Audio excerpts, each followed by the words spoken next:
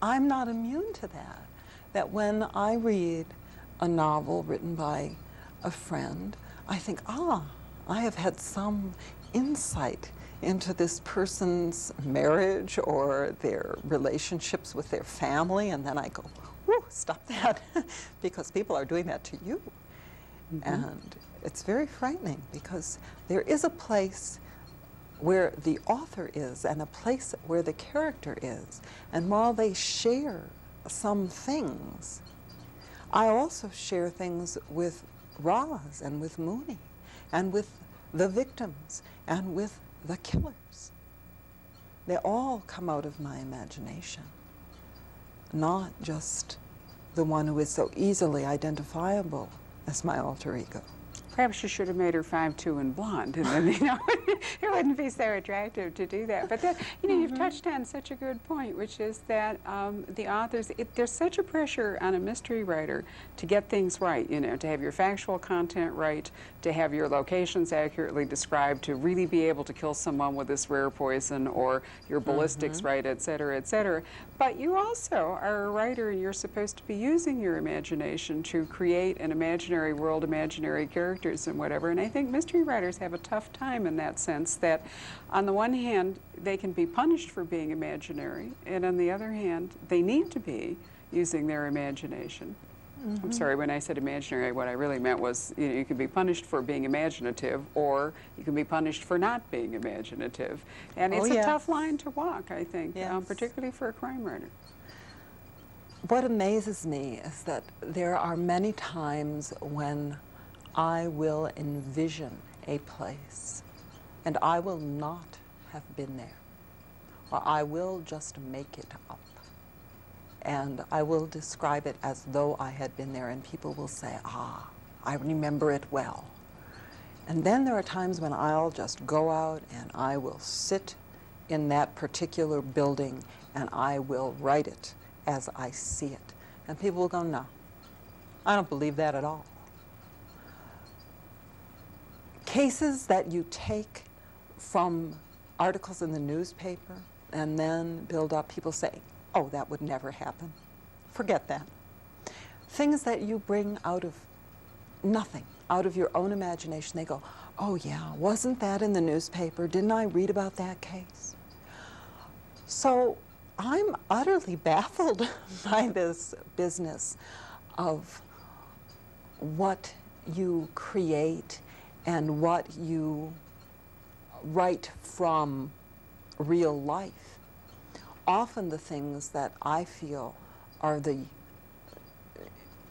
very obviously taken from true life situations. People will brand as the most unlikely thing they've ever read. Well, if you consider, for example, the recent death of Eugene Itze, mystery author who was found hanging, outside his, dangling and dead, in fact, outside his 14-story apartment window. There is no way to actually know whether he is a suicide, an accident, an author doing research that took it too far, or was he killed? And if you wrote a book about a crime writer who was found dangling outside his 14th-story window, and no one knew if he had been murdered, suicided, or killed in an accident, people would say, that's a ridiculous plot premise. You know, how contrived? And you're right, that sometimes the things that you can imagine must seem more real, and the things that are true are so preposterous that life is so far-fetched. True. And mystery writers have to guard against that. You know, using real life in your books can often lead to disbelief on the part of your audience. You have chosen some very interesting subjects for your books. Is it your third book about coyote? You have tackled the question of illegal immigrants and the coyotes that lead them, not Southwestern-style coyotes, but animals of a different kind who prey upon people who are trying to make their way into presumably what they consider to be a better life in this country. I was surprised that Boston was such a location for that. I tend to think of that as more of a Southwestern and California problem, because I don't live in the East and I'm unaware of what goes on.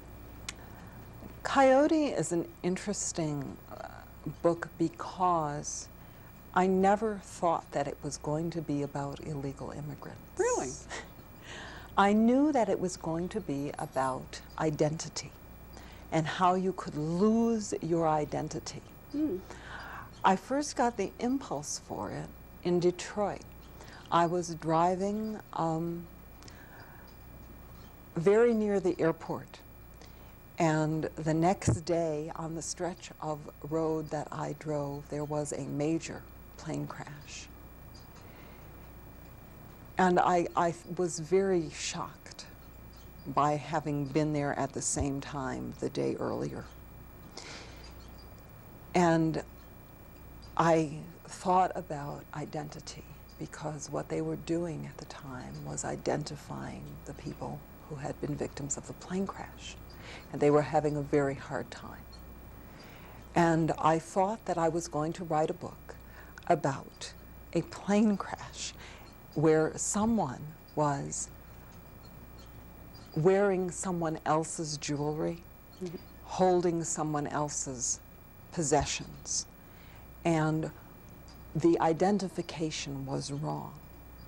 And then I could not bring myself to create the villain, because it would have to be someone so callous that they would kill an entire plane load of people to bring down one person. And I could not create that villain at that time. But the idea of identity stayed with me, and I thought, well, who else loses their identity?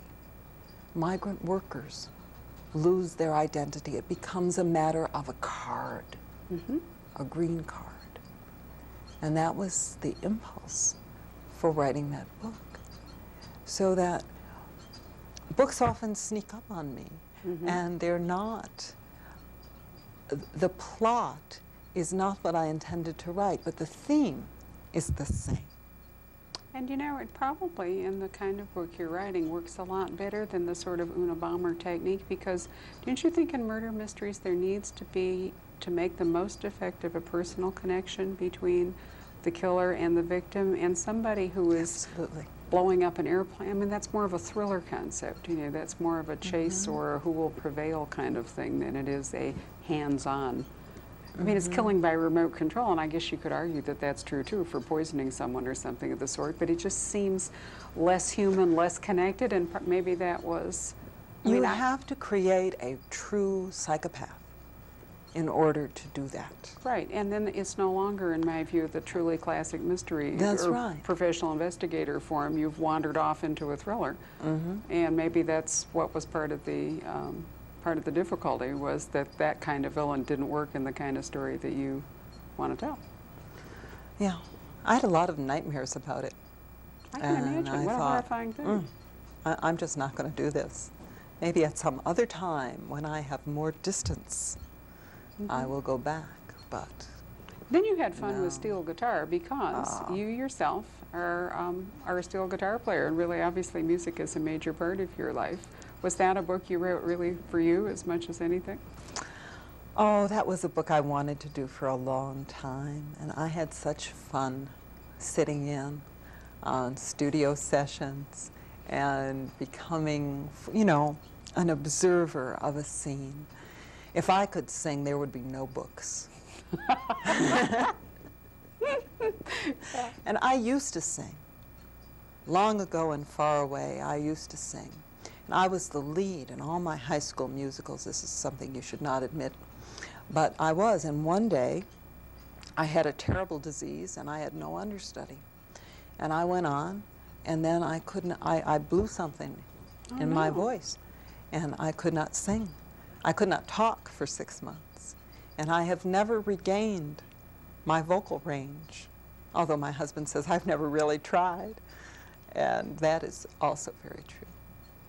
But if perhaps had that not happened, there'd be one more starving singer. And I wouldn't get to read Carlisle Detections, which would upset me a lot.